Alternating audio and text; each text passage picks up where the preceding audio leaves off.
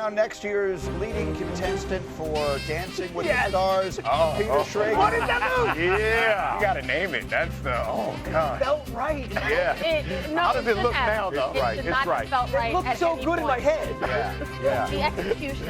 It was because of the dominance over Himbo. He got cocky. He got over cocky. I felt like I was Emmett Smith on Dancing with the Stars there. It does not look that way at all. Yeah. Maybe it's me, but I think Sharpe looked pretty good. Okay, and there's That should probably there's the Thank you right very there. much. So like trying to stare out there. Let's go way back Wednesday. On this day, 10 years ago, Aaron Rodgers pulled off one of his signature moments. It was a Thursday night game against the Packers. The highest throw ever. 61 yards away. Hail Mary, Rodgers to Rodgers. Richard Rodgers on the other end. Packers trailed in that game 20-0. That throw wins it 27-23. Out of the frame, the throw is so high. For a long time. Well, it was out of the frame for what felt like an hour. Aaron Rodgers, no one ever threw a better Hail Mary than he did. Okay, when we talk about some games this weekend, obviously the Packers are involved in this conversation and Rodgers no longer is. We've talked a lot about Dallas-Detroit today. The game Sunday at Lambeau is everything in the NFC North. Absolutely. The Bears are currently a half game up in the division. That tie always winds up being important. If the Bears win Sunday, they have a 66% chance of winning the division. If the Packers win Sunday, they have a 72% chance of winning the division. And I feel like all of the conventional wisdom is, oh, well, Bears, great run, it's been great, but this Green Bay is really the much better team and all that. I know you had Ben Johnson on the podcast this week.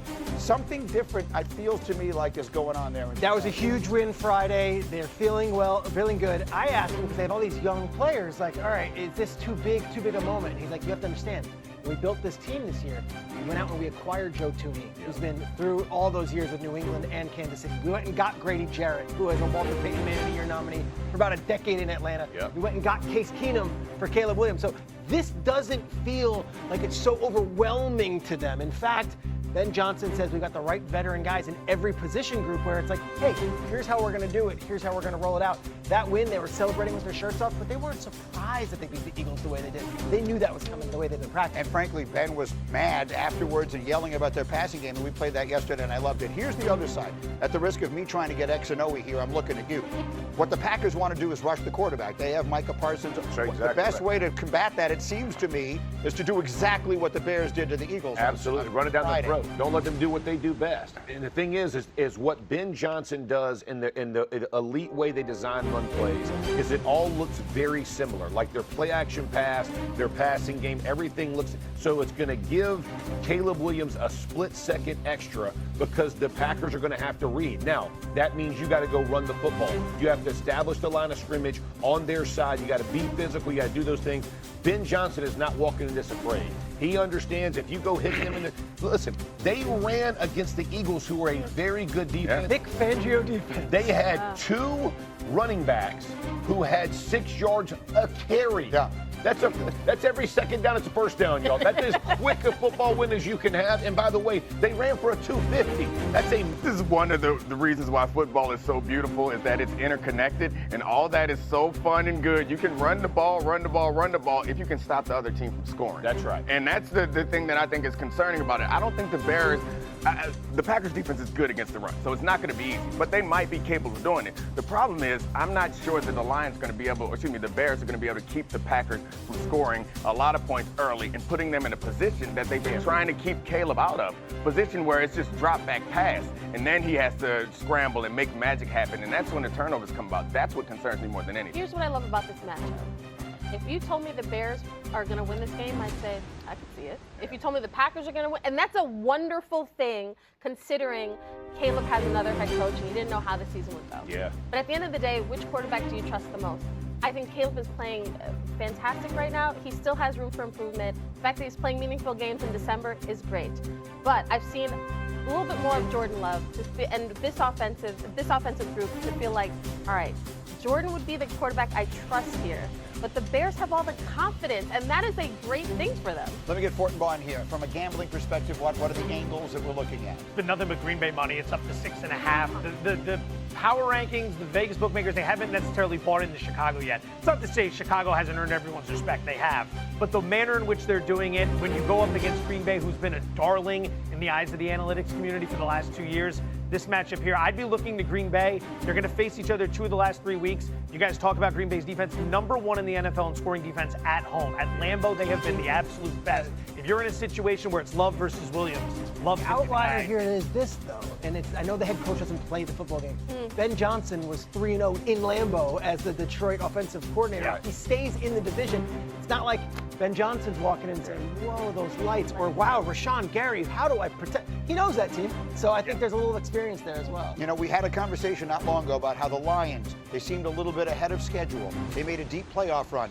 They didn't go all the way. You figured, well, they're just the beginning of something. That's where the Bears are right now, right? I mean, the time to claim this is right now. Yeah. You're sitting there with that record, you got a real chance. The time to claim it is now. It feels like the league in general is in flux. Everyone has an opportunity, which is normally not the case. Who wants to go? There's a role for every player, and you have to know your role. The franchise quarterback, protect yourself because our lifeblood is involved in you. You know what concerned me? Peter? You were there Monday night. Yep. I said this yesterday. Him not getting out of bounds is concerning. His comments afterwards were We're not playing soccer. They were stunning. Geez. I mean, for those of you who didn't see it, I was expecting him to get up there and be like, yeah, man, I really need to do better. I need to get out of bounds. He tripled down on his style. We're not playing soccer was the quote, and then this one, of course, is Aaron. Everyone's going to look, whether he likes it or not, he'll learn. That was actually a good play. He'll learn by doing it this way, but that's how he is, and the Giants drafted him knowing that's how he is. I'm not going to be clutching my pearls on it as much as maybe I think we're supposed to with the head safety and the whole thing. He's going to learn. You get your cleat kicked as many times as you don't do it anymore, and he's going to learn it the hard way. In fairness to Jackson Dart, he's looking at a team that has no Malik Neighbors. They just fired their head coach, no Cam Scatterbo, and he's like, I've got to do something.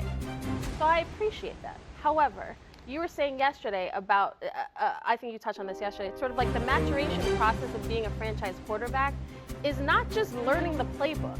It is understanding that you have to grow up and understand that your livelihood is tied to everybody else and that you have to be on the field. It doesn't do any good if he's getting his bell rung nonstop. I'm sorry, this just masks an overall just disaster of the season for the 2025 Giants. The fact that their quarterback gets hit that way, says this isn't soccer, I'm a tough guy, all that stuff. But the same game, the number 3 overall pick had to miss the first quarter because he missed the practice. And then the interim head coach doesn't just come out and tell the media, hey, he missed the practice, he was over. Instead, he was all, protective about, we're not going to keep it in-house. And then people speculate, and then there's crazy speculation online. The Giants season has been an absolute disaster. This is just symbolic of all of it on national TV playing this. It's disappointing because the reality for Jackson Dart is he is the future for the New York Giants. And he has to understand, to your point, you might learn that way. Your career might also end that way. Like that's the danger you're playing with. And if it does, you have affected all of us, right? Like we invested this. That's what BA is saying, right? Like we invested this to build around you. Just understand what that role really means. And so with that thought in mind, Dominic, you know how much I love you. I have found my Christmas gift for you. I know exactly what I'm going to give you. Can we show it, please? Let's see. At a Colts tailgate this weekend, this person had a Jeff Saturday. So it's a special edition. It's a Coach Jeff. The limited edition Coach Jeff Saturday. Eight Jeff with a headset on. It's like, what's happening here? Yeah, you know what I'm thinking right there? Why am I here? What is going on? What just happened again? That's what I'm looking up in the sky. That's a sad. So I would talk to Jeff weekly back then. Those was tough. Those was tough times. Those were tough days. Those were tough times. There was a lot of looking at the jumbotron going, really? Really? That's what we got? That's what we got? Wrap it up. Suddenly that 6 a.m. get-up meeting didn't sound so bad. Hey, that's where I'll tell Tomlin, welcome to the deck.